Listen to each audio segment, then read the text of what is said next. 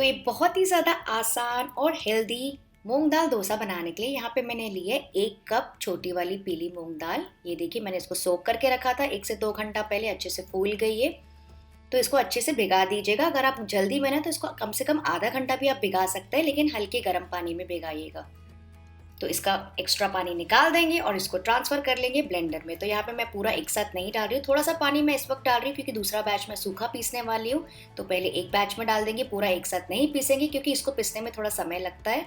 और इसके साथ ही मैं इसमें डाल रही हूँ 1 टुकड़ा अदरक का, 1 से 2 हरी मिर्चें, आधा टीस्पून मैं डाल रही हूँ ज़ीरा। आप चाहें तो 1 से 2 कली लहसुन की भी डाल सकते हैं फ्रेंड्स, बहुत अच्छा फ्लेवर आता है उसका। और क्योंकि इसमें मैंने पहले से पानी डाल दिया था, जिसमें मैंने भिगाया था वही पानी, तो मैं और पानी नहीं डाल रही हूँ। और इसको अच्छे से ब्लेंड कर लेंगे। तो पहले मैं इसको थोड़ा सा ही ब्लेंड कर रही हूँ। ये देखिए मैंने इसको पहले थोड़ा सा ही ब्लेंड किया, थोड़ा सा अभी भी चंकी है, यानी कि ना थोड़ा थोड़ा दरदरा है। इसको हम आगे और पीसने वाले हैं, लेकिन इसके पहले मैं थोड़ी और इसमें चीज़ें ऐड करने वाली हूँ। तो इस वक्त मैं इसमें डाल रही हूँ 2 टेबलस्पून भर के सूजी। इससे क्या होगा, बहुत अच्छा सा करारापन आ जाएगा। आप चाहे तो 3 टेबलस्पून तक का भी डाल सकते हैं अगर आपको क्रिस्पी डोसा पसंद है तो। और अगर आपको सूजी नहीं डालना है तो आप इसके बदले 2 से 3 टेबलस्पून चावल का आटा भी डाल सकते हैं। और साथ ही में मैं डाल रही हूँ 2 टेबलस्पून बेसन, अच्छे से बाइंडिंग के लिए।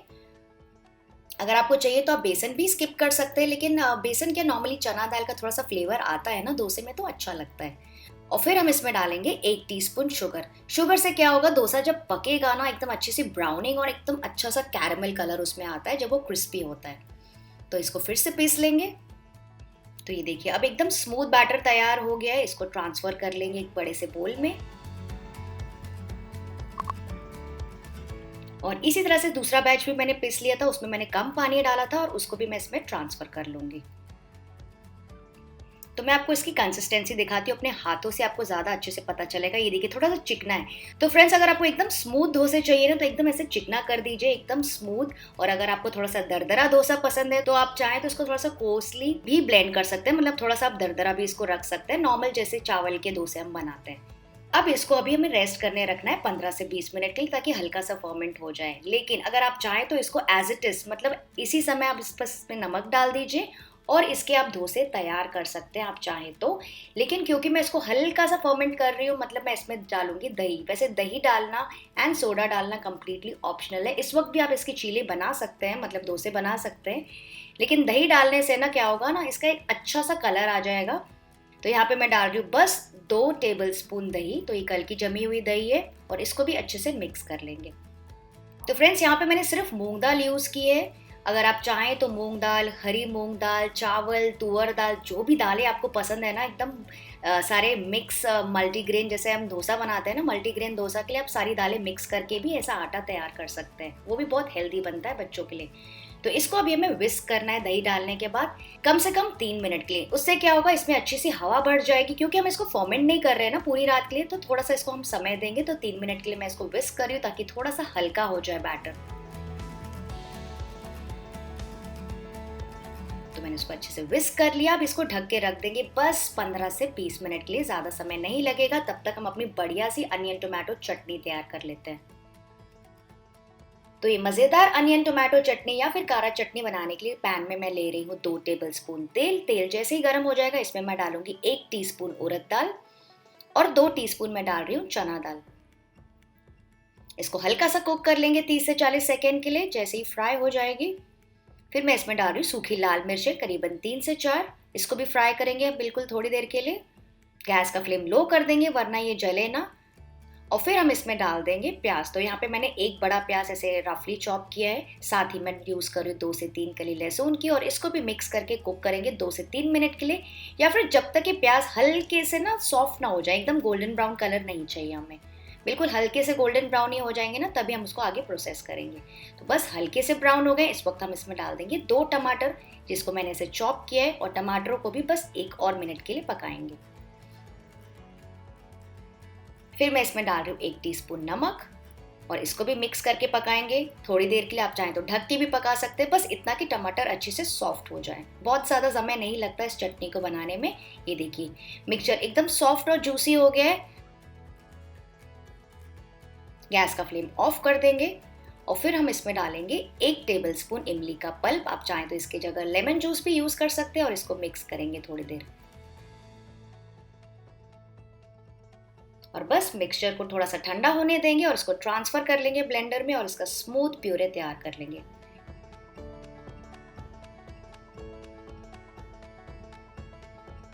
ये देखिए कितनी बढ़िया कलर की चटनी हमारी तैयार हो गई। इसको ट्रांसफर कर लेंगे बोल में और इसका फटाफट से तड़का तैयार कर लेते हैं, जिसके लिए पैन में मैं ले रही हूँ 1 टेबलस्पून तेल।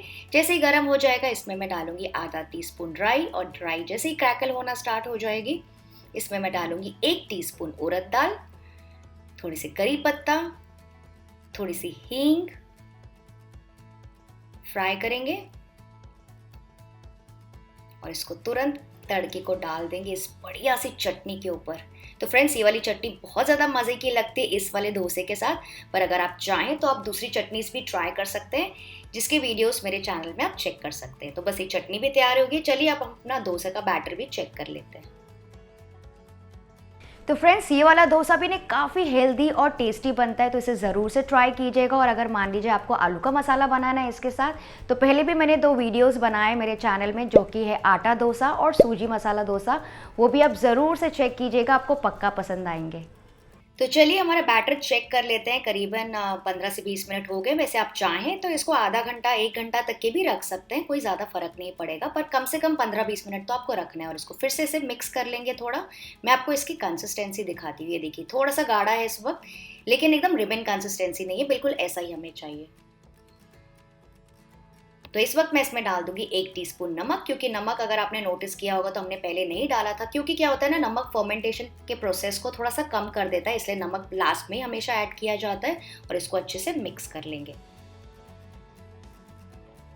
तो अब इतने टोटल बैटर में हमको डालना है 1/4 टीस्पून ऑफ बेकिंग सोडा। लेकिन जैसे मैंने पहले वाले डोसा वाले वीडियो में आपको बताया था, पूरा मैं एक साथ नहीं डाल रही हूँ, इसको मैं डिवाइड कर रही हूँ 2 पार्ट्स में। वो इसलिए क्योंकि अगर आप एक साथ पूरा सोडा पूरे मिक्सचर में डाल देंगे ना, तो आपका जो 3rd, 4th या 5th डोसा रहेगा ना, वो एकदम परफेक्ट नहीं बनता है। बस वो एक छोटा सा रीज़न है, आप चाहें तो एक साथ भी बना सकते हैं। तो पहले वाले पोर्शन में मैं डाल रही हूँ 3 पिंच सोडा, यानी कि 1/8 टीस्पून ऑफ सोडा, और इसको मिक्स करेंगे 1 मिनट के लिए।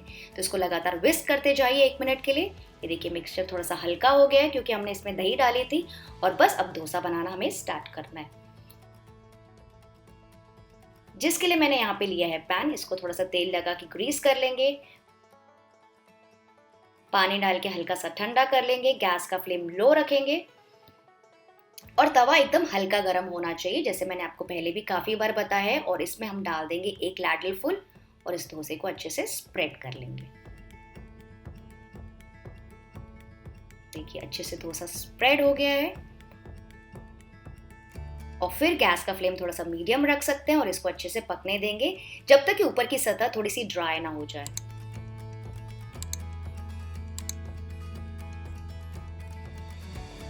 और इसको अच्छा सा इवन कलर देने के लिए आप चारों तरफ से पैन को ऐसे रोटेट भी कर सकते हैं गैस के ऊपर, ताकि सब तरफ से इवन कलर आ जाए। ये देखिए ऊपर की सतह अच्छे से ड्राई हो गई है। तो इस वक्त मैं इसमें डाल रही हूँ थोड़ा सा बटर। आप चाहें तो घी या तेल भी लगा सकते हैं। और फिर से इसको रोटेट करके पकाएंगे जब तक कि इसमें प्यारा सा गोल्डन ब्राउन कलर ना आ जाए, या फिर जितना करारा आपको चाहिए। तो ये देखिए मुझे ऐसा लग रहा है कि काफी अच्छा कलर आ गया। बहुत ज्यादा डार्क नहीं करेंगे, नहीं तो बहुत ज्यादा क्रिस्पी हो जाएगा। बस इसको ऐसे फोल्ड कर लेंगे।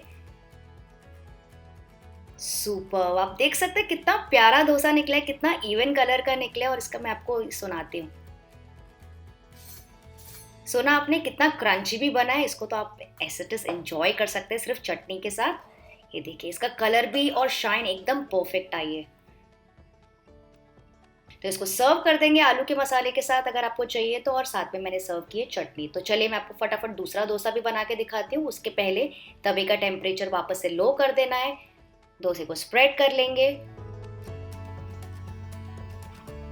बटर लगा लेंगे और जैसे ही अच्छा सा कलर आ जाएगा इसको फोल्ड कर देंगे। देखिए कितना सुपर अमेजिंग बना है ये वाला डोसा। और इसको भी सर्व कर देंगे। तो तीसरा डोसा भी मैंने अच्छे से स्प्रेड कर लिया था और इसके ऊपर मैं थोड़ी सी स्टफिंग डाल रही हूँ। तो यहाँ पे मैं यूज़ कर रही हूँ थोड़े से अनियन, कैप्सिकम, कैरेट, हरी मिर्ची, अच्छे से मैंने इसमें नमक डाल दिया सारी वेजीज में और इसको मैं ऐसे डाल रही हूँ। तो अगर आपको आलू का मसाला मान लीजिए फ्रेंड्स नहीं बनाना है ना, तो आप सिंपल सी ऐसे वेजिटेबल की स्टफिंग, शेजवान सॉस, ऊपर से थोड़ा चीज़ ग्रेट करके भी ऐसी स्टफिंग तैयार कर सकते हैं। तो आपको आलू का मसाला बनाने की ज़रूरत नहीं पड़ेगी। तो इसको भी फ्लिप कर लेंगे। तो फ्रेंड्स देखा आपने, ये मेरा चौथा पांचवा डोसा था, इसके लिए इसका जो कलर है ना थोड़ा सा अनइवन आया, बस इसी वजह से मैं 2 बैचेस में सोडा डालती हूँ और आपका एक बैच से ना 3 से 4 डोसे रेडी हो जाएंगे। मतलब टोटल इतने बैटर से आपके बनेंगे 7 से 8 डोसे। तो ये देखिए मेरे सारे डोसे तैयार हो गए हैं, बहुत ही ज़्यादा अच्छे बने हैं, सब में अच्छा सा प्यारा सा कलर आया। मैं आपको सारे दिखाती हूँ ताकि आपको थोड़ा सा डिफरेंस पता चले। और अब मैं आपको एक तोड़ के भी दिखाती हूँ। देखा कितना क्रंची है। इसको एंजॉय करेंगे आलू की सब्जी के साथ या फिर चटनी के साथ। तो फ्रेंड्स आई होप आपको आज के डोसे की रेसिपी भी अच्छी लगी। हाँ तो वीडियो को तो लाइक ज़रूर बनता है, प्लीज़ लाइक कर दीजिएगा। Bye bye.